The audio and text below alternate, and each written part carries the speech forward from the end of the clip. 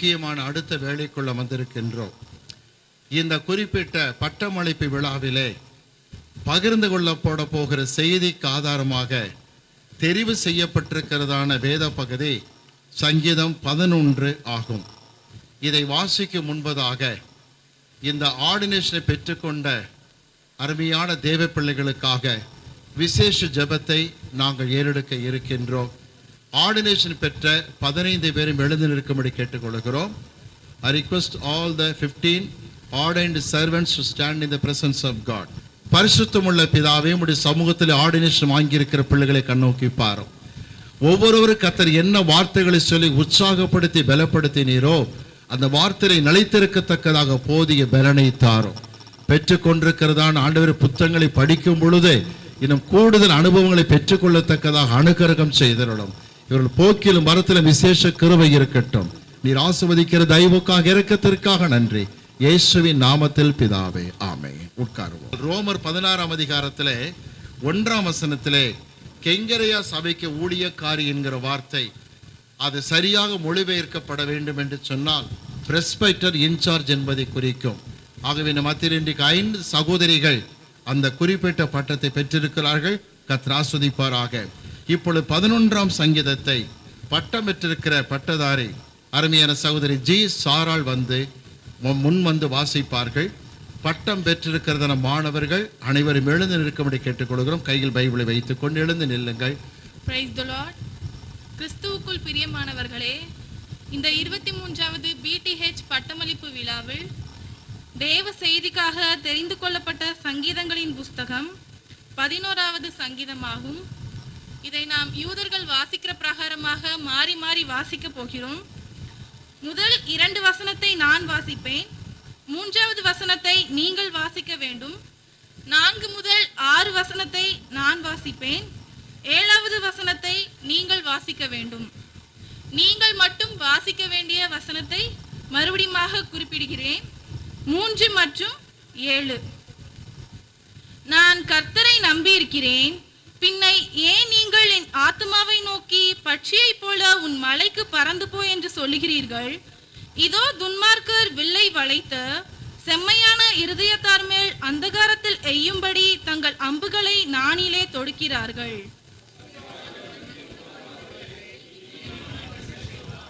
கர்த்தர் தம்முடைய பரிசுத்த ஆலயத்தில் இருக்கிறார். கர்த்தருடைய சிங்காசனம் பரலோகத்தில் இருக்கிறது. அவருடைய கண்கள் மனுபுத்திரரை பார்க்கிறது. அவருடைய இமைகள் அவர்களை சோதித்தருகிறது. கர்த்தர் நீதிமானை சோதித்தருகிறார். துன்மார்க்கனையும் கொடுமையில் பிரியமுள்ளவனையும் அவருடைய உள்ளம் வெறுக்கிறது. துன்மார்க்கர் மேல் கன்னிகளை வருஷிக்க பண்ணுவார். அக்கினியும் கந்தகமும் கடுங்கோடை கொந்தளிப்பும் அவர்கள் குடிக்கும் பாத்திரத்தின் பங்கு.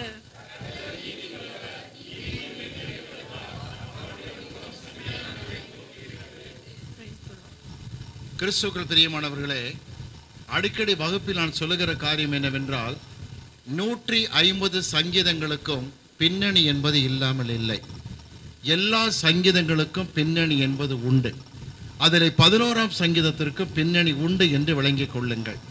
1 சாமுவேல்ல 22ஆம் அதிகாரம் இதனுடைய பின்னணியாக இருப்பது மிக முக்கியமான காரியம். 1 சாமுவேல் 22ஆம் அதிகாரத்தை குறித்து நான் சின்ன ஒரு முன்னறியை கொடுக்கின்றேன். தாவீது சவுல் கைக்கு தப்பி அவர் காடுகளுக்குள்ளாக ஓடுகின்றார். அவ்விதமாய் புறப்பட்டு 1 சாமுவேல் 22ஆம் அதிகாரத்தில் கெவி பக்கத்தில் அதுல்லாம் கெவி பக்கத்திலே ஓடி வருகின்றார். அவரோடு கூட அவர் சகாக்கள் எல்லாரும் கூட இருக்கின்றார்கள். அப்பொழுது நடக்கிற நிகழ்ச்சி என்ன தெரியுமா? காத் என்கிற தீர்க்கதரிசி இந்த தாவீதை பார்த்து சொல்லுகிறார். காத் யார் என்று சொன்னால் சாமுவேல் உருவாக்கின தீர்க்க தரிசன பள்ளியிலே முதன்மை மாணவர் என்று சரித்திரம் சொல்லுகிறது. இந்த காத் என்கிற தீர்க்கதரிசி இந்த தாவீதை பார்த்து, நீர் அரணிப்பான இடங்களுக்கெல்லாம் போக வேண்டாம், யூதேயாவின் காடுகளுக்குள்ளே வாரும் என்று சொல்லி அழைக்கின்றார். அவ்விதமாய் யூதேயாவின் காடுகளுக்குள் கர்த்தருடைய வார்த்தையை கேட்டு நுழைந்த பொழுதுதான் தாவீது கூட இருக்கக்கூடிய சகாக்கள் கேட்கிறார்கள், ஏன் மலைக்கு போகக்கூடாது என்று தர்க்கம் பண்ணுகிறார்கள். அது தர்க்கம் பண்ணுகிற நேரத்தில் தான் 11ஆம் சங்கீதத்தை பாடுகிறார். முதல் வார்த்தை பாருங்கள். நான் என் கர்த்தரை நம்பியிருக்கிறேன், பின்ன ஏன் நீங்கள் என் ஆத்துமாவை நோக்கி பட்சியை போல மலைக்கு பறந்து போய் என்று சொல்லுகிறீர்கள். ஒருவேளை பட்சியை போலங்கிற வார்த்தை சற்று வேடிக்கையாக இருக்கிறது. ஏன்னு கேட்டா, நான் கர்த்தரை நம்பி இருக்கும் பொழுதே நீங்கள் என்னை பார்த்து பட்சியை போல பறந்து போய் என்று சொல்லுகிறீர்கள். பட்சி என்பது இந்த இடத்திலே குருவி என்பதை குறிக்கிறது எபிரேய மொழிப்படி. அதாவது எபிரேய பாஷையில சிப்போர் என்கிற வார்த்தை கொடுத்திருக்கிறாங்க. மோசையினுடைய மனைவி சிப்போராள் என்பதற்கும் இந்த சிட்டுக்குருவி என்பது அர்த்தம். யோபுவின் நண்பன் சோப்பார் என்பவனுக்கும் சிட்டுக்குருவி என்பதுதான் அர்த்தம். இந்த குருவியினுடைய காரியம் என்ன தெரியுமா? ஒரு இடமாக நிற்காது. ஒரு இடத்தில் நிற்கும், பிறகு அங்கு பறக்கும், இங்கு பறக்கும். நீதிமொழிகளை 27:8 சொல்லுகிறது, குருவியானது அங்கும் இங்கும் பறக்கிறது போல தன் ஸ்தானத்தை விட்டு அலைகிற மனுஷனும் இருப்பான் என்று சொல்லப்பட்டிருக்கிறது. ஆக கவனிங்க, குருவியை போல பட்சி போல மலைக்கு போங்கிறாங்க. இவர் சொல்றாரு, நான் கர்த்தரை நம்பி இருக்கிறேன், என்னை பார்த்து குருவி மாதிரி அங்கேயும் பறந்துகிட்டுன்னு சொல்றீங்களே, நான் கர்த்தரை நம்பி இருக்கிறபடியால் ஒரே ஸ்தானத்தில் நிற்க விரும்புகிறதாக சொல்லுகிறார். ஆனால் ஒரு காரியம் பாருங்கள், 38 ஆண்டுகள் கழித்து பார்க்கும் பொழுது அப்சலோம் தன்னை துரத்துகிறதான சமயத்தில், அப்சலோம் தன்னை துரத்தும் பொழுது ஒலிவமலையில் ஏறிக்கொண்டிருந்த தாவீது கதறுகிறார், எனக்கு புறாவை போல் சிறகுகள் இருக்குமானால் பறந்து போய் வனாந்தரத்தில் இளைப்பாறுவேன் என்று சொன்னார். நண்பர்கள் அந்த காலத்தில் குருவி கொப்பாக பறந்து போகின்றார்கள். இப்பொழுது தாவீது தன்னை குறித்து புறாவு கொப்பாக இருக்கும்படிக்கு விரும்பினாராம். சங்கீதம் 74:19 கூட ஆசாப் சொல்லுகிறார், தாவீது துரத்தப்பட்ட பிறகு முத காட்டுப்புறாவின் ஆத்மாவை கைவிட வேண்டாம் என்று கண்ணீரோடு கதறுகிறார். ஆனால் ஒரு காரியம் கவனிங்க, ஒருவேளை குருவியோ புறாவோ எப்படி இருந்தாலும் வேதம் உங்களுக்கும் எனக்கும் என்ன ட்ரைனிங் கொடுக்கிறது என்றால், கர்த்தர் உங்களையும் என்னையும் கழுகை போலத்தான் பாவிக்கின்றார். கழுக கொப்பாய் கர்த்தர் விரும்புகின்றார். அப்படிப்பட்ட பயிற்சியை தான் கர்த்தர் கொடுக்கின்றாராம். உபாகமத்தின் புஸ்தகம் எடுத்து வாசிக்கும்படி கேட்டுக்கொள்கிறேன். 32ஆம் அதிகாரம் எடுத்துக் கொள்ளுங்கள். உபாகமத்தின் புஸ்தகம் 32ஆம் அதிகாரம் எடுத்துக் கொள்ளுங்கள். 32ஆம் அதிகாரம் 11ஆம் வசனம் 12ஆம் வசனத்தை வாசிக்கும்படி கேட்டுக்கொள்கிறேன். 11-12 வாசியுங்கள்.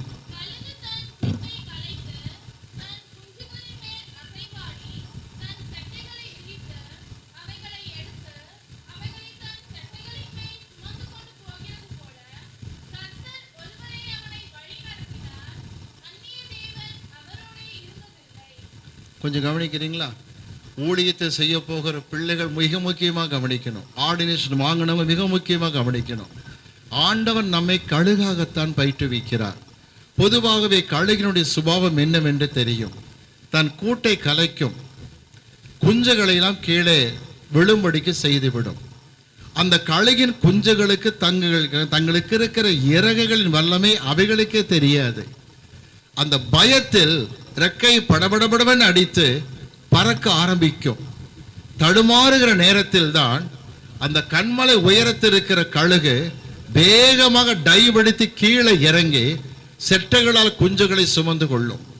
திரும்ப மேலே கொண்டு போய் இறக்கிவிடும், அவைகளை மறுபடியும் தள்ளிவிடும்.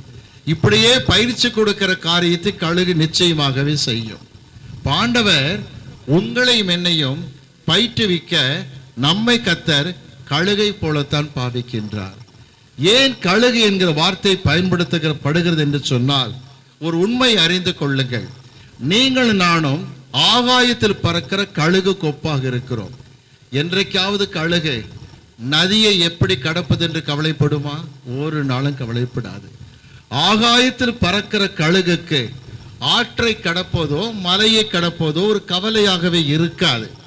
ஆண்டவர் நம்மை கழுகை போலத்தான் பாவிக்கிறபடியினால் பக்தன் ஏசாயா சொல்லுகிறான், கர்த்தருக்கு காத்திருக்கிறவர்களோ புதுபலன் அடைந்து செட்டைகளை அடித்து கழுகுகளை போலத்தான் எழும்புவார்கள். இங்கு புறாவை குறித்தோ சிட்டுக்குருவியை குறித்தோ பேசப்படவில்லை. ஆண்டவர் நம்மை கழுகு குப்பாகத்தான் பாவிக்கிறான் என்று விளங்கிக் கொள்ளுங்கள். கழுகுக்கு இன்னொரு குணம் உண்டு. நல்ல நார்மலா பார்த்தா கழுகு மணிக்கு 75 கிலோமீட்டர் வேகத்தில் பறக்கும்.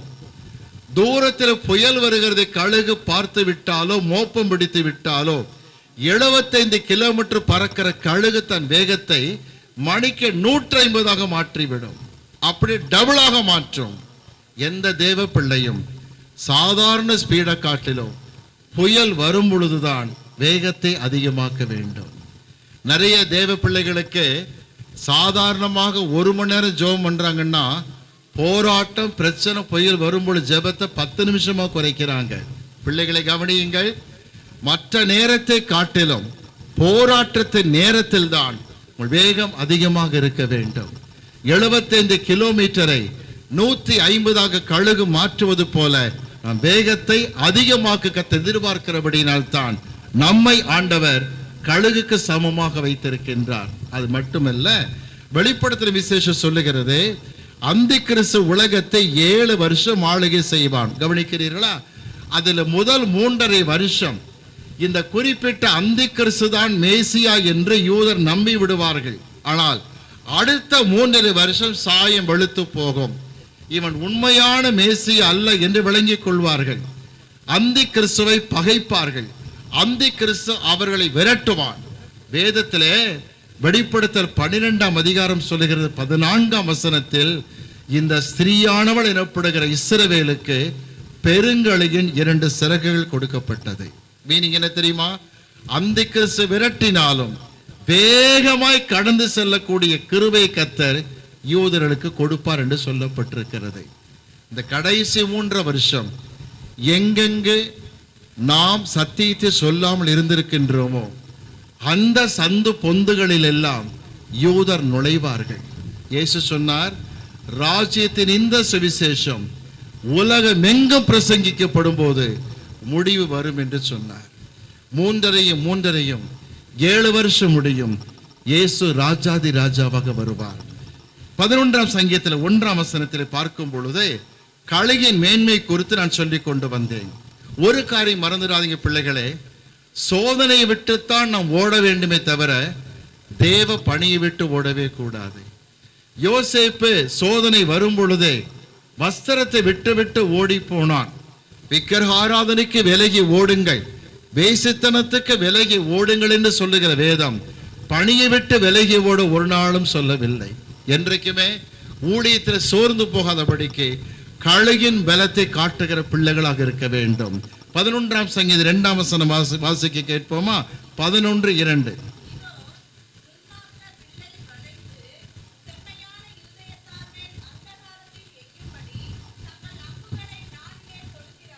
என்றைக்குமே எதிரிகள் கவனிங்க, பயந்த சுபாவம் உள்ளவனாக இருப்பதை அவனை காட்டிக் கொள்வான். நேரடியாக உங்கள் மார்புக்கு நேராக அம்பை வைக்க மாட்டான். அந்தகாரத்தில் என்கிற வார்த்தை எபிரேய பைபிளிலே உங்களுக்கு விரோதமாக ரகசியமாகத்தான் செயல்படுவார் என்று காட்டப்படுகிறது. முதுகுக்கு பின்னால் தான் வேலையை காட்டுவார்கள். நான் சொல்ல புரியுது உங்களுக்கு?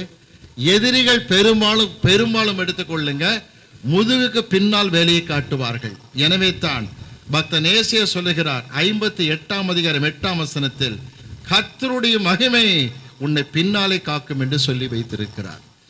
முன்னாலும் கர்த்தர் காப்பார், பின்னாலும் காக்கிறவராக இருக்கிறார். ஏன்?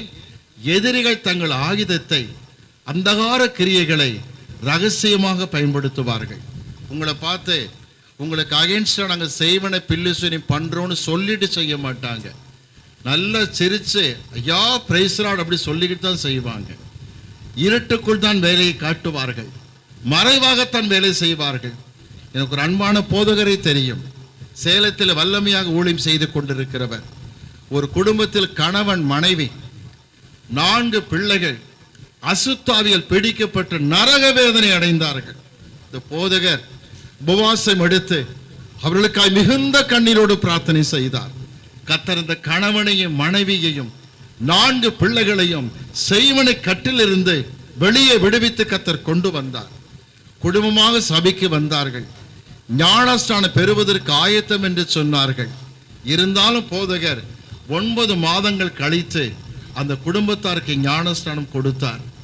ஞானஸ்நானம் எடுத்த பிறகு கொஞ்ச நாட்களிலே இந்த குறிப்பிட்ட குடும்ப தலைவி அந்த சகோதரி தன் சொந்தக்காரங்க வீட்டு ஃபங்க்ஷனுக்கு போயிருந்தாங்க. அங்க என்னடா அண்ணா சகோதரி கொஞ்சம் கொஞ்சமா திசை மாற்றி பேசினார்கள். நீ எல்லாம் பைபிளும் கையுமா சர்ச்சுக்கு போறத பார்த்தா எங்க தாழ்ந்த ஜாதிக்கு போயிட்டியோன்ற எண்ணம் வந்துருச்சு. அதெல்லாம் தாழ்ந்த ஜாதி மக்கள் எடுக்கிற புக்கு தான் பைபிள் என்று மிகவும் ஆபாசமாக பேசி சகோதரி மனமாற செய்தார்கள். முடிவு, ஒரு காலத்துல பாரு, செய்வன வச்சா நீ செய்வன வைப்ப, கொஞ்சம் கஷ்டப்பட்ட அந்த மெத்தடையை கையாளக்கூடாதுன்னு தூண்டி விட்டாங்க. சகோதரி சோதனைக்குள்ளானாள். ஞானஸ்நானம் எடுத்த பிறகும் தன் கணவனை ஆலோசனை கேட்டாள். அவனும் இறங்கி வந்தான். இறுதியில் எந்த போதகர் ஃபாஸ்டிங் போட்டு நாட்கணக்காய் ஜெபித்தாரோ அந்த பாஸ்டருக்கும் பாஸ்டர் மனைவிக்கும் விரோதமாக செய்வனை வைத்தார்கள். யார்? ஞானஸ்நானம் எடுத்த கணவன் மனைவி. ஒரு நாள் இந்த அருமையான போதகர் ஜெபம் பண்ணி கொண்டிருக்கும் பொழுது தேவன் தரிசனத்தில் தெளிவாக வெளிப்படுத்தி காண்பித்தார். போதகர் தன் மனைவி இடத்தில் சொல்லும் பொழுது எல்லாரும் பாரத்தோடு ஜெபித்து கொண்டிருந்தார்கள். நடந்தது சொல்லுகிறேன். ஒரு குறிப்பிட்ட பஸ் ஆக்சிடென்ட்ல செய்வனை வைத்த குடும்பம் அத்தனை பேருமே அழிந்து சின்ன பின்னமாய் போனார்கள். திரும்ப சொல்லுகிறேன், வெளியில பார்த்து என்ன செய்வாங்க? பிரைஸ்லாடும் வாங்க, உள்ளுக்குள்ள வஞ்சகம் இருக்கும். வெளியில பார்த்தா தோத்திரமையா வாங்க, உள்ளுக்குள்ள ஆத்திரமையான்னு தான் இருப்பாங்க. இந்த அந்தகாரத்தை குறித்து வேதம் சொல்லுகிறது, மறைவாக அம்பு எய்தாலும் கர்த்தர் பார்த்து கொண்டிருக்கிறார். ஏன் தெரியுமா? 2 நாளாகமம் 16ஆம் அதிகாரம் எடுத்துக்கொள்ளுங்கள். 2 நாளாகமம் 16ஆம் அதிகாரம் 9ஆம் வசனத்தை வாசிக்கும்படி கேட்டுக்கொள்கிறேன். 9ஆம் வசனத்தை வாசிக்க நாம் கேட்போம்.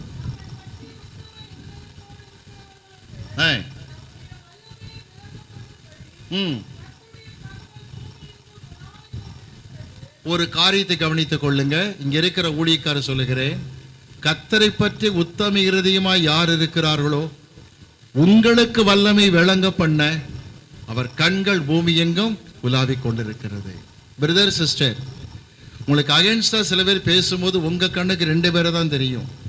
ஆனா தேவனுக்கு மட்டும்தான் தெரியும். 2 22 கர்த்தருக்கு மட்டும்தான் தெரியும். 5 பேரா 50 கர்த்தருக்கு மட்டும்தான் தெரியும். ஒன்றை மாத்திரம் புரிந்து கொள்ளுங்கள். தாவீது அப்படித்தான் ஆரம்பத்தில் யோசித்தார். ஏதோ அப்சலோம் வேலை பொழப்பில்லாத பையன், ஒரு 4 பேரை கூட்டிட்டு உட்கார்ந்து இருக்கிற நினைச்சுக்கிட்டு இருந்தார். திடீர்னு செய்தி வருது, அப்சலோம் உனக்கு எதிராக ஜனத்தை கூட்டி விட்டான் என்று. மனம் கசந்து அழுதார். ஓடினார் வனாந்தரத்தை நோக்கி.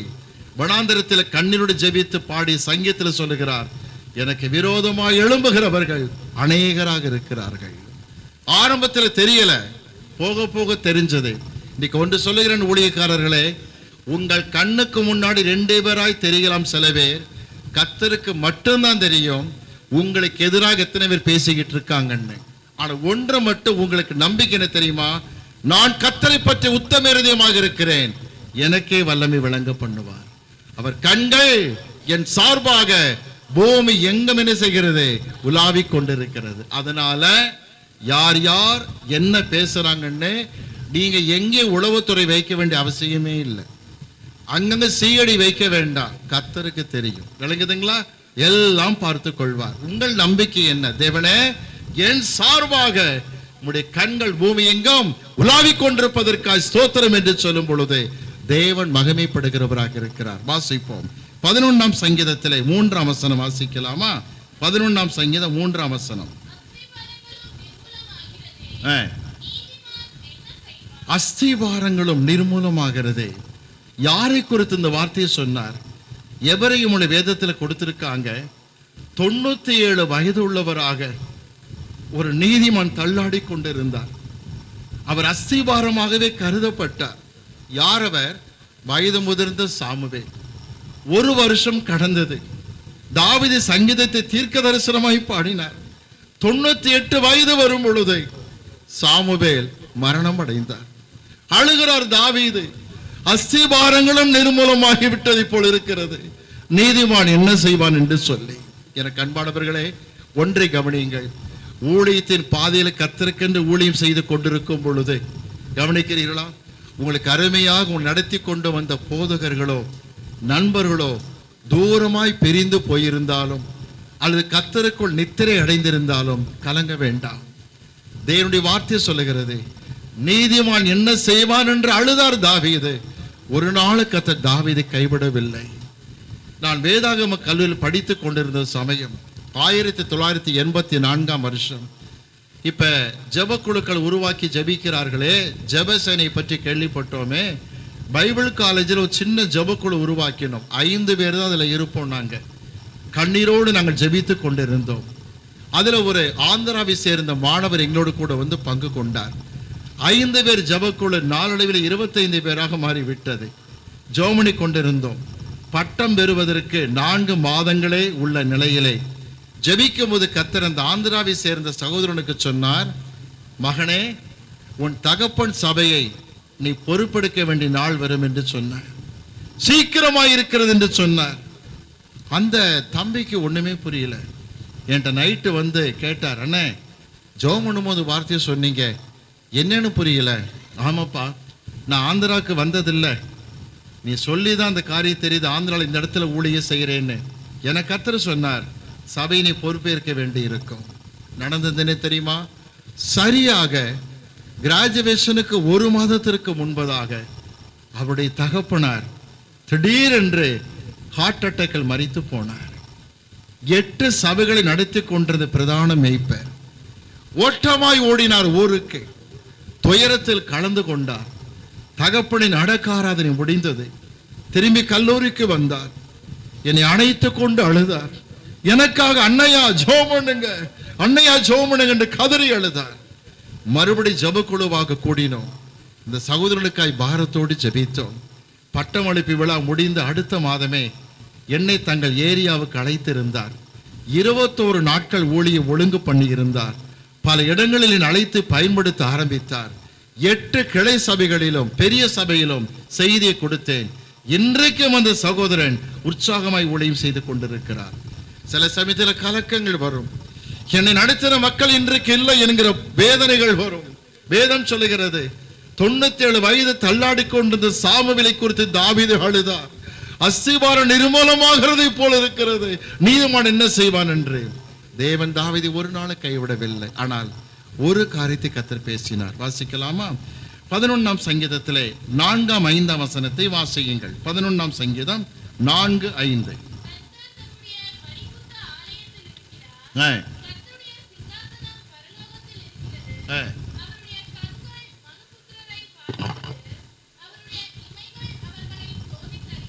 இந்த வார்த்தை மிக நேர்த்தியாக எபிரேய மொழியில் எப்படி கொடுத்திருக்காங்கன்னா, ஆலயத்தில் பிரவேசிக்கிற யூதர்கள் 2 காரியம் செய்வாங்க. யூத பரிசுத்தவான்கள் வர்ஷிப் த லார்ட், தேவனை தொழுது கொள்ளுகிற காரியம் வரும் பொழுது துதியும் இருக்கும் தொழுகையும் இருக்கும். திரும்ப அந்த வார்த்தை சொல்லுங்க, நன்கு மனதில் பதித்துக் கொள்ளுங்கள். தேவனை துதிக்கும் போது என்றைக்குமே கைகளை உயர்த்தி தலையை நிமிர்த்தி கர்த்தரை ஸ்தோத்திரிப்பார்கள். தொழுது கொள்வோம் என்று சொல்லும் பொழுது லுக் அப் என்பது மாறி பவ் டவுன் என்று மாறிவிடும். தரை மட்டும் தாழ்த்தி குனிவார்கள் கர்த்தரை தொழுது கொள்வதற்காக. இதைத்தான் வேதத்தில் வாசிக்கிறோம். பரிசேயன் தலையை உயர்த்தினான், பெருமையாக பேசினான். ஆயக்காரனோ வானத்துக்கும் நேராய் கண்களை ஏறெடுக்க துணியாமல் குனிந்தவனாய், தேவனை பாவியாய் என்மேல் கிருபையாயிரம் என்று மனம் கசந்து அழுதான். ஒன்று கவனியுங்கள், துதி தொழுகை 2க்கு வித்தியாசம் இதுதான். துதி என்று சொன்னால் தலையை உயர்த்தி நிமிர்த்தி கர்த்தரை ஸ்தோத்திரிப்பது. தொழுகை என்றால் குனிந்து கொண்டு தாழ்மையோடு கூட ஜெபிக்கிற காரியம். இதைத்தான் அந்த வசனத்தில் வாசிக்கிறோம்.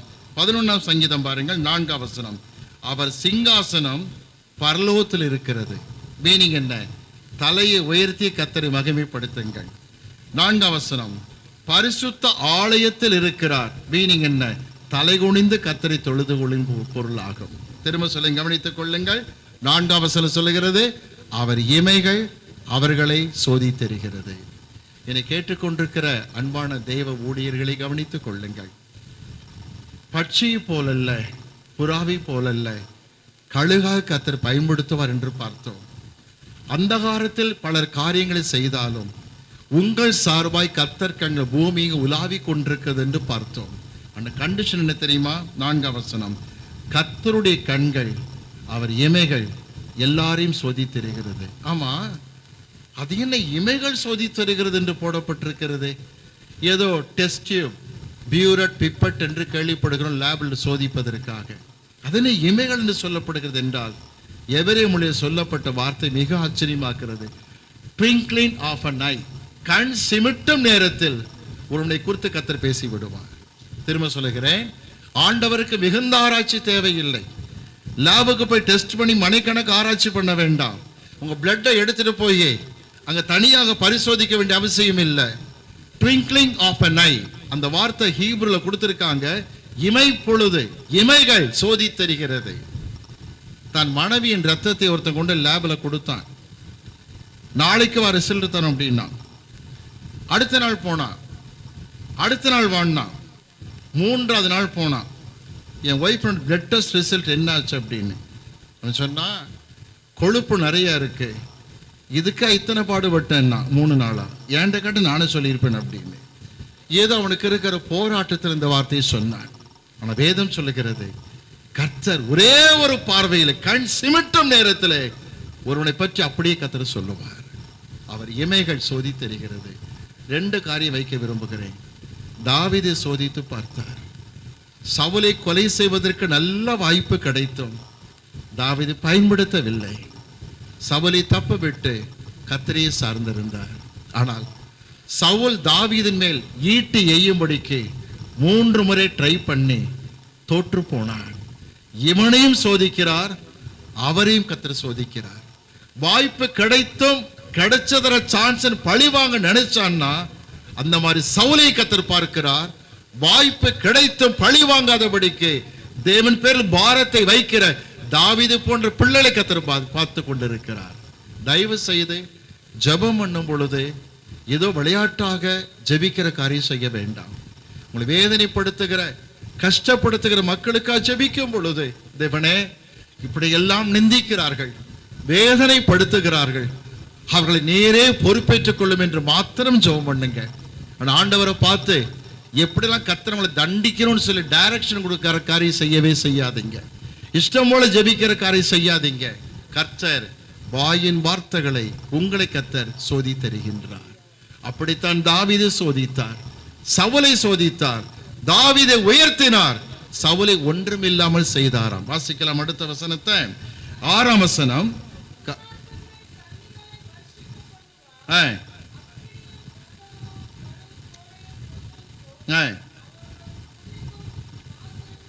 கொஞ்சம் கவனிக்கிறீங்களா? ரொம்ப அழகா இருக்கு. துன்மார்க்க மேல் கண்ணிகளை வருஷிக்க பண்ணுவார். கவனிங்க, மரண கண்ணிகள் அர்த்தம். அந்த மரண கண்ணி எப்படி இருக்குமா? அக்கினியும் கந்தகமும் கடுங்கோடை கொந்தளிப்பும். அடிக்கிற வெயிலை பத்தி உங்களுக்கு சொல்ல வேண்டிய அவசியமே இல்லை.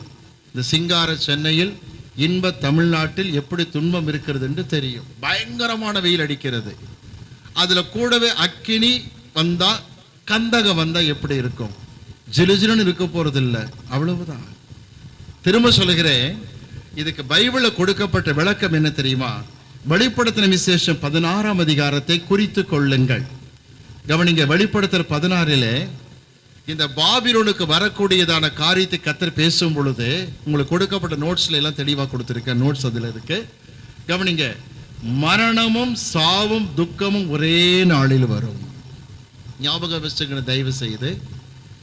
ஏலிய குடும்பத்தில் அப்படிதான் வந்துச்சு. யுத்தம் வந்தது, தேவ பெட்டி பிடிபட்டு போயிற்று. பினகாசின் மனைவி கர்ப்பிணியாய் இருக்கிறவள் குழந்தை பெற போகிறாள். அந்த 2 குமார் ஓப்பனி பினகாஸ் மரித்தார்கள். பினகாசின் மனைவி சொன்னார், மகிமை இஸ்ரவேலை விட்டு விலகி போயிட்டு என்று சொல்லி துக்கத்தோடு பிள்ளையை பெறுகிறாள். கவனிங்க, தேவனுக்கு விரோதமாக கிரியை செய்கிற மக்களுக்கு சாவு, பஞ்சம், துக்கம் அடுத்தடுத்து வரும்படி கர்த்தர் நிச்சயமாக செய்வார். அப்படித்தான் சவுல் குடும்பத்திலும் கர்த்தர் செய்தார். 1 சாமுவேல் 31 பாருங்கள். தேவன் அவனோடு பேசவே இல்லை, ஊரி தும்மி கொண்டு பேசவில்லை, சஞ்சலப்பட்டான் சவுல். 31ஆம் அதிகாரம் சொல்லுகிறது, சவுலும் அவன் அனைத்து குமாரரும் ஒன்றுமில்லாமல் ஒளிந்து போனார்கள். யோனத்தான் ஒரு நாள் சவுலை தாவீதை பார்த்து சொல்லுகிறான், வனாந்தரத்தில் சந்தித்து, தாவீதை, நிச்சயமாக நீ ராஜாவாக வருவாய், உனக்கு அடுத்த ஸ்தானத்தில் நான் இருப்பேன் கை குலுக்கினா. ஆனா யாசர் ஜெபக்குழு பாடினார்கள், பாவிகள் நீதிமான் சபையில் நிலை நிற்பதில்லை. இந்த வார்த்தை நடந்தது. தாவீது அபிஷேகம் பெறும் பொழுது யோனாத்தான் அங்கு இல்லை, தகப்பனோடு மடிந்து போனான். திரும்ப சொல்லுகிறேன், நமக்கு எதிராக எழும்புகிற மக்களை கர்த்தர் பார்த்து கொண்டே இருக்கிறார். உங்களை கர்த்தர் கவனிக்கிறார். அவங்க 1000 கெட்ட வார்த்தை பேசினாலும் தயவு செய்து உங்க வாயில கெட்ட வார்த்தை வர வேண்டாம். 1000 சாபம் கொடுத்தாலும் உங்க வாயில சாபம் வரவே வேண்டாம். மிகுந்த கவனமாக இருங்கள். உங்களையும் பார்க்கிறார், அவர்களையும் பார்க்கிறார். ஆனால் சத்துருக்கள் வருகிற காரியம் சொல்லும் பொழுது சாவு துக்கம் மரணம் ஒரே நாளில் வருகிறது போல கர்த்தர் கண்ணிகளை வருஷிக்க பண்ணுவார். அக்கினி கடும் கோடையினுடைய வெப்பம் கந்தகம் அப்படி வரும் என்று சொல்லப்பட்டிருக்கிறது. அடுத்ததாக பாருங்க 7ஆம் வசனத்துல, கர்த்தர் நீதி உள்ளவர், நீதியின் மேல் பிரியப்படுவார், அவருடைய முகம் செம்மையானவனை நோக்கி இருக்கிறது. ஆண்டவர் நம்மை நோக்கி பார்க்கிறார். ஐயா, செம்மையானவர்கள் யார்? எபிரேய பைபிள்ல இந்த செம்மையான வார்த்தை யாஷர் அப்படின்னு கொடுத்திருக்காங்க. சரி ஐயா, யாஷர் யாரு, செம்மையானவன் யாருன்னு கேட்டா, இத்தனை போராட்டத்தின் மத்தியிலும் நீங்கள் கர்த்தருடைய வேதத்தில் மாத்திரமே கைக்குள்ள டார்கெட் பண்ணிட்டீங்கன்னா நீங்கள் தான் செம்மையான பிள்ளைகள். 119ஆம் சங்கீதம் 1ஆம் வசனம் சொல்லுகிறது, கர்த்தருடைய வேதத்தில் நடக்கிற உத்தம மார்க்கத்தார் பாக்கியவான்கள். உத்தம மார்க்கம் என்பது எபிரேய பைபிள்ல பாருங்க யாஷர் என்று தான் கொடுத்திருக்கிறார்கள். யார் யார் வேதத்தை மாத்திரமே பிரியப்படுத்த நினைக்கிறார்களோ அவர்கள் செம்மையானவர்கள். அவர்கள் முகத்தை அவர் நோக்கி பார்க்கிறார். ஒரு காரியம் கவனிச்சுக்கிடுங்க, உங்க முகத்தை கர்த்தர் பார்க்கிறார், நீங்க அவரை நோக்கி பார்க்கணும். நம்மால் என்ன பண்ணா தெரியுமா? பேர் பேதுருன்னு தெரியும் உங்களுக்கு. அவருக்கு நீச்சல் சாதாரண காரியம். 8 வயதிலேயே கலிலேயா கடலில் நீச்சல் அடித்ததாக சரித்திரம் சொல்லுகிறது. கலிலேயா கடல் அவருக்கு பழகின ஒரு கடல் தான். நடந்தது என்ன தெரியுமா? அந்த காலை நேரத்திலே இயேசு கடல் மேல் நடந்து வரும் பொழுது ஆவேசம் என்று கூப்பாடு போட்டார்கள். இயேசு நான் தான், பயப்படாதீர்கள் என்று சொன்னார். உடனே பேதுரு சொன்னார், நீரேயானால் நானும் உம்மை போல நீர் மேல் நடந்து வர கட்டளையிடும். ஒரு ஐடியா மனசுல வந்துருச்சு பேதுருவுக்கு. ஆண்டவராய் இருந்தா நடந்துருவோம், ஆண்டவராய் இல்லைன்னா எனக்கு தெரியாத நீச்சல் அடிச்சு படகுல ஏற போறோம், இவ்வளவுதானே. ஆண்டவர் பிராக்ஷன் ஆஃப் செகண்ட், இமைப்பொழுதிலே சோதித்தெரிகிற அவர் இமைப்பொழுதிலே அவனுக்கு இருந்த 37 ஆண்டுகால நீச்சல் அனுபவத்தை ஒன்றுமில்லாமல் செய்தார். பேதுரு தண்ணீரில் மூழ்கினார். ஒரு காரியம் கவனித்துக் கொள்ளுங்க, பேதுரு நீரின் மேல் நடந்தான் பைபிள் இருக்கு. He experienced the miracle. Peter walked on the water. எப்படி? இயேசுவை நோக்கி பார்த்த வரைக்கும். ஆனா மீனவனுக்கு இருக்கிற புத்தி என்ன? தண்ணியில இறங்கின கால் அலசிக்கிட்டே காத்து எந்த பக்கம் அடிக்குதான் பார்ப்பான். அந்த தொழில் புத்தியில திருமணம் பாருங்க, காற்று பலம் உள்ளே மூழ்கினான். இயேசுவை பார்த்த வரைக்கும் நடந்தான். சூழ்நிலையை பார்க்கும் பொழுது உள்ளே மூழ்குகிற பேதுருவை பார்க்கிறோம். என் அன்பு பிள்ளைகளை கவனித்துக் கொள்ளுங்கள். சூழ்நிலையை பார்க்கவே வேண்டாம், சூழ்நிலையை கவனிக்கவே வேண்டாம். இயேசு உங்களோடு இருக்கிறார். யார் அவர்? நீரின் மேல் நடக்க செய்கிறவராக இருக்கின்றார். ஆகவே அவர் உங்கள் முகத்தை அவர் பார்த்து கொண்டிருக்கிறார். நீங்கள் அவரை நோக்கி பார்த்து என்ன சொல்ல வேண்டும்? வாசிக்கலாமா? 34ஆம் சங்கீதம் 5ஆம் வசனத்தை வாசிப்போம். 34ஆம் சங்கீதம் 5ஆம் வசனத்தை வாசிக்கலாம்.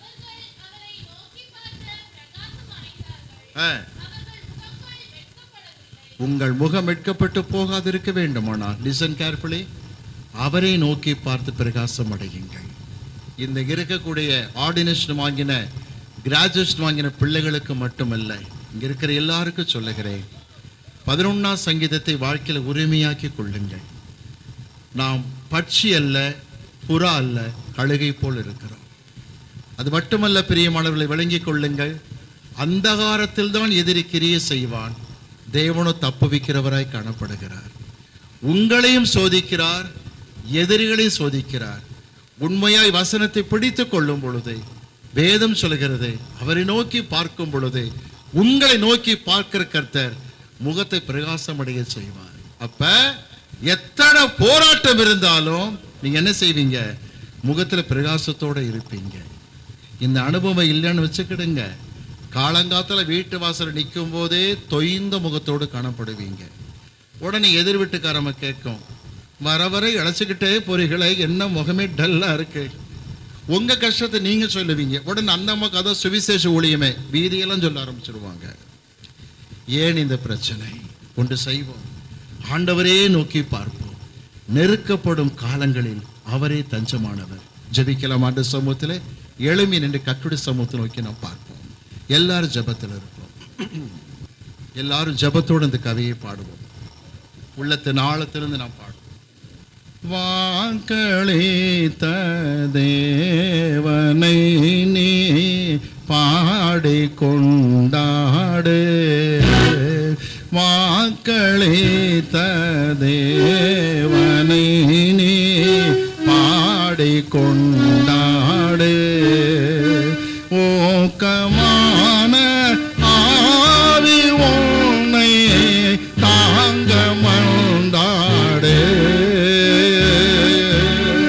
ஓக்கமான ஆவி உன்னை தாங்க மந்தாடு. சோர்ந்து போகாதே மனமே, சோர்ந்து போகாதே. துன்பங்கள் தொல்லைகள் உன்னை சோர்ந்து கொண்டாலோ, ஆழ்வர் உன்னை தேற்றும் நேரம் ஆனந்தமல்லோ. அன்பர் உன்னை தேற்றும் நேரம் ஆனந்தமல்லோ. சோர்ந்து போகாதே மனமே, சோர்ந்து போகாதே. போராட சோர்ந்து போகாதே. கண்டுனை அழைத்த தேவன் கைவிடுவாரோ, கண்டுனை அழைத்த தேவன் கைவிடுவாரோ. சோர்ந்து போகாதே மனமே, சோர்ந்து போகாதே. போராட சோர்ந்து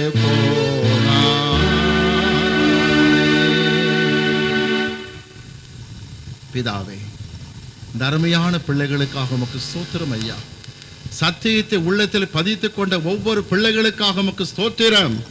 எத்தனை பேர் உள்ளத்தின் ஆழத்தில் தாவீதின் அனுபவத்தை கடந்து வருகிறார்களோ, தயவாக மனதுருகுவீராக, தயவாக மனதுருகுவீராக.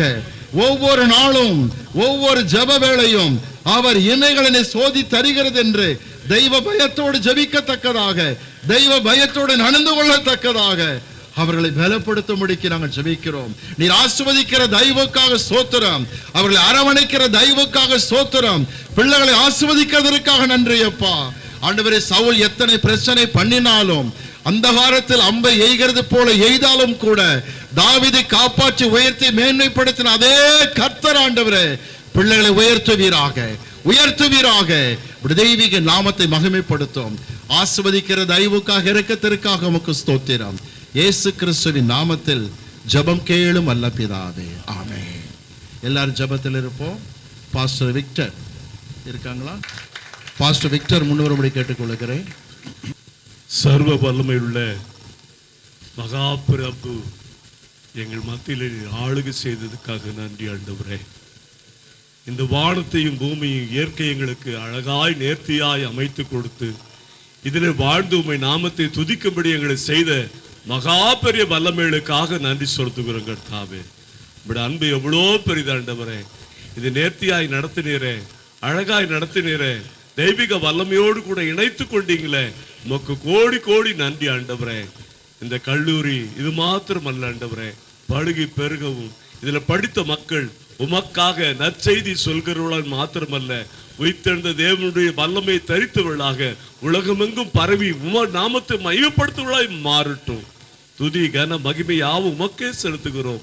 உயிர்த்தெழுந்த இயேசு கிறிஸ்து நாமத்தில் கேட்கிறோம், ஜீவனுள்ள நல்ல தந்தையே. முடிவு ஜெபத்தை செய்து தேவ ஆசீர்வாதத்தை கூறும்படிக்கு பாஸ்டர் பாலடி அவர்களை கேட்டுக்கொள்கிறேன். கவனிப்போம். நம்ம எல்லாருக்கும் கர்த்தர் பேசியிருக்கிறாருங்க. கர்த்தர் எனக்கு தரிசனம் கொடுத்து அனுப்பின பகுதியில் நாங்கள் சபை வேலை நடந்துன்னு இருக்குது. எங்கள் சபைக்கு கரண்டே கொடுக்கக்கூடாதுன்னு சொல்லி நாங்கள் 15 வருஷமாக கரண்ட் இல்லாத தான் ஆராதனை செய்கிறோம். இரவு கரண்ட்டில் தான் ஆராதனை செய்கிறோம். சில நேரத்தில் அதுவும் இல்லாமல் போயிடும். நாங்கள் இருட்டில் தான் எத்தனையோ நாள் ஆராதனை செய்து கொண்டு இருக்கிறோம். அங்கே சபை எழும்பக்கூடாது என்று சொல்லி இன்னார் வரைக்கும் போராடி கொண்டு இருந்த மனுஷன் போன வாரம் காரில் போகிறாங்க. நாங்கள் சபை கட்டுமான பணி நடந்துன்னு இருக்குது. போன கார் நின்று ரிவேர்ஸில் வந்து பார்த்துட்டு இது எழும்பிடுமா அப்படின்னு சொல்லி எனக்கு எங்கள் சபையில் இருக்கிற அவங்களுக்கு சொந்தக்கார் விசுவாசி சபைக்கு விரோதமாய் செயல்படுகிற அந்த மனுஷனுடைய சொந்தக்காரர் நம்ம சபைக்கு வராங்க. அவங்களோடு சேர்ந்து செய்வினில் ஈடுபடுறாங்க சொல்லி கேள்விப்பட்டாங்க. இந்த கண்பான கர்த்தருடைய பிள்ளைகளை, நான் அப்பா கூட ஒரு 10 வருஷமாக இந்த வேதாகம பிரயாணத்தில் அவரோடு கூட நான் வந்துன்னு இருக்கிறேன், கற்றுக்கொண்டு இருக்கிறேன். ஒவ்வொரு கிளாஸ்லையும் கர்த்தர் என்னோடு பேசுவாருங்க. நான் ரொம்ப சோர்ந்து போய் வந்தேங்க. எனக்கு விரோதமாய் முதுகில் அந்தகாரத்தில் எழுந்தாலும் கூட கர்த்தர் என்னை காக்கிற தேவனாக இருக்கிறார். கர்த்தர் என்னை காக்கிற தேவனாக இருக்கிறார். இந்த வார்த்தை கேட்கிற எனக்கு அன்பான தேவ பிள்ளையே, அப்பா பேசும்போது என்னை பரிசுத்த ஆவினால அதிகமாக நிரப்பினாருங்க. அதனால் இந்த ஊழியத்திற்கு பயிற்சி பெற்றிருக்கிற தேவ பிள்ளைகளை, உங்களுக்கு விரோதமாக யாரும் முதுகுக்கு பின்னாடி அந்தகாரத்தில் அம்புகளை எழுந்தாலும் இந்த வார்த்தை உங்கள் வாழ்க்கையில் தீர்க்க தரிசனமாக முடிவு பறிந்த கர்த்தர் நிறைவேற்றுவாருங்க. கர்த்தர் உங்களை காக்கிற தேவனாக இருப்பார். ஆக நம்ம அனைவருக்கும் கர்த்தர் தீர்க்க தரிசனமான வார்த்தை கொடுத்து இருக்கிறாருங்க. உங்களுக்கு அந்தகாரத்தில் எழுந்தாலும் கர்த்தர் உங்களை பாதுகாக்கிற தேவனாக இருக்கிறாரு. நமக்கு கர்த்தர் புறாவாக இருக்கும்படி, கழுகாக இருக்கும்படி கர்த்தர் நமக்கு பயிற்சி கொடுத்து கொண்டு இருக்கிறாரு. நல்ல கரங்களை தட்டி கர்த்தரை சோத்திரம் பண்ணலாமா? சோத்திரம் சோத்திரம் சோத்திரம் சோத்திரம் சோத்திரம் சோத்திரம் சோத்திரம். இந்த 3 வருஷம் பயிற்சி நமக்கு கழுகுகளாக இருக்க கர்த்தர் நமக்கு கற்பித்திருக்கிறாரு. நல்ல கரங்களை தட்டி கர்த்தரை சோத்திரம் பண்ணலாம். சோத்திரம் சோத்திரம் சோத்திரம் சோத்திரம் சோத்திரம் சோத்திரம் சோத்திரம். கிருபையின் தேவனே, நாங்கள் உம்மை துதிக்கிறோம். ஆண்டவரே, துவக்கம் முதற்கொண்டு இன்னார் வரைக்கும் உம்முடைய அசைவு ஆண்டவரே ஒவ்வொரு பகுதியிலும் நாங்கள் உணர கர்த்தர் பிரசன்னராக இருந்து இந்த இடத்துல வழிநடத்தின தயவுக்காக நன்றி செலுத்துகிற ஐயா. ஆண்டவரே, சாட்சி முதற்கொண்டு ஆண்டவரே அபிஷேக ஆராதனை முதற்கொண்டு ஆண்டவரே அப்பா பாடல் ஆராதனை மற்றும் ஆண்டவரே செய்தியில் ஆண்டவரே எங்கள் இருதயங்கள் கொழுந்து விட்டு எரிகிற அக்கினியா இந்த எங்கள் மத்தியில செயல்பட்ட தேவனே, உமக்கு நாங்கள் நன்றி செலுத்துகிற ஐயா. உமக்கு நாங்கள் நன்றி செலுத்துகிறோம். உம்முடைய வார்த்தையானது ஆண்டவரே ஆண்டவரே அருமையான தகப்பனார் மூலமாய் கர்த்தர் எங்களை பேசி ஆண்டவரே நாங்கள் நடக்க வேண்டிய ஓட வேண்டிய பிரயாணங்கள் இன்னும் வெகு தூரம் என்று கர்த்தர் எங்களுக்கு தீர்க்க தரிசனமாய் பேசி நம்முடைய வார்த்தைகளுக்காக நன்றி செலுத்துகிற ஐயா. ஆண்டவரே, நாளில் ஆண்டவரே கிராஜுவேட் ஆன ஒவ்வொரு பிள்ளைகளும் கர்த்தர் நீங்க ஆசீர்வதிப்பீராக. ஊழியத்தின் எல்லைகளை கர்த்தர் விரிவாக்குவீராக. ஆண்டவரே, அவர்கள் கொடுத்த தரிசனங்களை என் தகப்பன் நீங்க நிறைவேற்றும்படியாய் ஜெபிக்கிறேன். இந்த வார்த்தையை கேட்ட ஒவ்வொரு கர்த்தருடைய பிள்ளைகளுக்காக ஜெபிக்கிறேன். என் தேவன் நீங்க ஆசீர்வதிங்க. ஆண்டவரே, இந்த ஊழியத்திற்கு உதவியாய் இம்மட்டுமாய் செயல்பட்டு ஒவ்வொரு கர்த்தருடைய பிள்ளைகளும் ரத்தத்தில் வைத்து ஜெபிக்கிறையா. என் கர்த்தர் நீங்க ஆசீர்வதிப்பீராக. அது மாத்திரமல்ல ஐயா, அருமையான தகப்பனார் ஆண்டவரே உம்முடைய ரத்தத்தில் வைத்து ஜெபிக்கிறோம். என் தேவன் நீங்க ஆசீர்வதிப்பீராக. அவருக்கு விரோதமா இருக்கிற ஆண்டவரே அரண்கள் எல்லாம் கர்த்தர் நிர்மூலமாக்கி ஆண்டவரே போடும்படியாய் ஜெபிக்கிறேன். ஆண்டவரே, கர்த்தர் இன்னுமாய் பயன்படுத்துவீராக. லட்சங்களை உருவாக்க இன்னும் அபிஷேகமும் வரமும் கிருபையும் வேதத்தின் வெளிச்சத்தின் கர்த்தர் நீங்க தரும்படியாய் ஜெபிக்கிறையா. தொடர்ந்து வழிநடத்துங்க. இதுக்கு வாசலை திறந்து கொடுத்து அருமையான இந்த சபை ஊழியரை ஆண்டவரே உடைய ரத்தத்தில் வைத்து ஜெபிக்கிறையா. கர்த்தர் நீங்க ஆசீர்வதிங்க, பலப்படுத்துங்க. தொடர்ந்து வழிநடத்துங்கப்பா. இயேசு நாமத்தை ஜெபிக்க நல்ல பிதாவே, ஆமென். எல்லாரும் சேர்ந்து சொல்லுவோம். என் ஆத்துமாவே கர்த்தரை ஸ்தோத்திரி, என் மூலமே கர்த்தருடைய பரிசுத்த நாமத்தை ஸ்தோத்திரி. என் ஆத்துமாவே கர்த்தரை ஸ்தோத்திரி, அவர் செய்த சகல மறவாது. ஆமென். நம்முடைய கர்த்தராகிய இயேசு கிறிஸ்துடைய கிருபையும் பிதாவாகிய தேவனுடைய அன்பும் பரிசுத்த ஆவியானுடைய ஐக்கியமும் சமாதானமும் அவருடைய நடத்துதலும் அவருடைய பிரசன்னமும் என்றென்றும் நம் அனைவரோடு இந்நாளிலே கிராஜுவேட் ஆன பிள்ளைகளோடு செய்து கொடுத்த தகப்பனாரோடு இருந்து வழிநடத்துவதாக. Amen. Praise the lord. Praise the lord. இப்பொழுது முடிவு அணிவகுப்பு நடக்க இருக்கிறது. அதுக்கு முன்பதாக மகள் பாரதி முன்வந்து நன்றி நிமிடல் அறிக்கை வாசித்து விடுவார்கள். Vote of thanks. கிறிஸ்துவுக்குள் பிரியமானவர்களே, இந்த பட்டமளிப்பு விழாவில் பிரசன்னமாய் இருந்த நம் தேவாதி தேவனுக்கு முதலில் எங்கள் நன்றிகளை தெரிவித்துக் கொள்கிறோம். நீதிமொழிகள் 16ஆம் அதிகாரம் 3ஆம் வசனத்தின்படி எங்கள் யோசனைகளை கர்த்தருக்கு ஒப்புவித்தோம், அவரே அவைகளை உறுதிப்படுத்தினார், கர்த்தரை பிரதானமாக மகிமைப்படுத்துகிறோம். கொலோசேயர் 3ஆம் அதிகாரம் 15இல் நன்றி அறிதல் உள்ளவர்களுமாய் இருங்கள் என்று வாசிக்கிறோம். தன்னுடைய அருமையான தேவாலயத்தை ஆண்டு கணக்கில் எங்களுக்கு வழங்கி இந்த அணியை நிறைவு செய்ய மிகவும் உதவியாய் இருந்தவரும் இந்த விழாவின் தொழுகை பகுதியை நடத்தி கொடுத்தவருமான இந்த ஆலயத்தின் போதகர் டேனியல் ரீகன் அவர்களுக்கு எங்கள் நன்றி. மேலும் இந்த பட்டமளிப்பு விழாவிற்கு தலைமை தாங்க நாங்கள் அழைத்த போது அன்புடன் பாஸ்டர் சாமுவேல் அவர்களை கேட்டுக்கொண்ட போது அவர்கள் தங்கள் அநேக பணியின் மத்தியிலும் இங்கு வந்திருந்து தலைமை தாங்கி சிறப்பித்தார்கள். அவர்களுக்கு எங்கள் நன்றிகளை தெரிவித்துக் கொள்கிறோம். இந்த கல்லூரியை துவக்கி நடத்துவதில் மிகவும் உதவியாக இருந்த pastor Daniel Regan, pastor Silas அவர்களுக்கு எங்கள் நன்றி. விழா அமைப்புகளிலும் உபசரிப்பிலும் காணிக்கை எடுப்பதிலும் மிகவும் உதவியாக இருந்த அனைத்து சகோதர சகோதரிகளுக்கும் ஒளி அமைப்புகளில் மிகவும் உதவியாய் இருந்தவர்களுக்கும் எங்கள் நன்றி. இந்த நாளின் காலையிலிருந்தே போக்குவரத்தில் எங்களுக்கு மிகவும் உதவியாக இருந்த சகோதரர் விஜயகுமார் அவர்களுக்கும் எங்கள் நன்றிகளை தெரிவித்துக் கொள்கிறோம். நம் கல்லூரியின் ஒவ்வொரு பட்டமளிப்பு விழாவிற்கும் உதவியாக இருக்கும் போட்டோகிராஃபர்ஸ் சகோதரர் ஜெயராஜ் மற்றும் சகோதரர் பழனி அவர்களுக்கும் எங்கள் நன்றி. வருகிற ஜூலை மாதம் 3ஆம் தேதி திங்கட்கிழமை காலை 11 மணியிலிருந்து 12 மணிக்குள் இதே தேவாலயத்தில் பட்டதாரிகளுக்கு சான்றிதழ், மதிப்பெண் பட்டியல்கள், போட்டோகள், நிகழ்ச்சியின் பென்டிரைவ் ஆகியவை அனைத்தும் வழங்கப்படும். கர்த்தர் தாமே நம் அனைவரையும் ஆசீர்வதிப்பாராக. ஆமென். Praise lord. இப்பொழுது முடிவு அணிவகுப்பு பாடல் பாடும் பொழுது பாஸ்டர் சைலஸ் கொஞ்சம் அவங்களை ஒழுங்குபடுத்துங்க.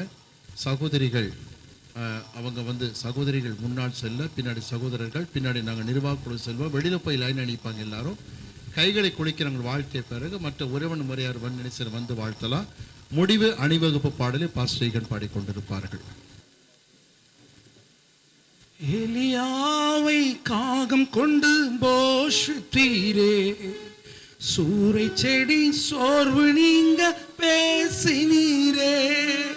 எலியாவை காகம் கொண்டு போஷித்தீரே, சூற செடி சோர்வு நீங்க பேசினீரே.